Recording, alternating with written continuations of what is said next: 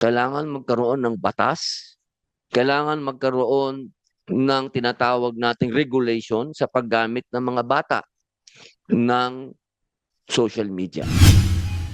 Yan ang pinalutang ni Senador Robin Hood Padilla sa isang pagdinig sa Senado nitong Miyerkules. Sa parehong Senate hearing, tinawag din ni Padilla ang henerasyon ng mga kabataan ngayon na weak o mahina dahil sa social media. Kaugnay niyan, iminungkahi ng Senador na magkaroon ng regulasyon sa paggamit ng social media ng mga kabataan. Pinulsuhan ng Council News ang sentimiento ng publiko hinggil sa naturang panukala. Parang naano siya sa mga araw kaya cellphone. O, dahil siya nakatulog ng eskwela, nakaagum-tulog ng kamay.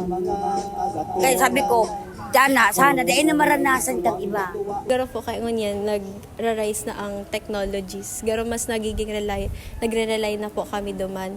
Kaya garo po ngunyan sa muya, mas napapadali na po ang pagkuaning information, like just one click lang dahil sa social media and technology po.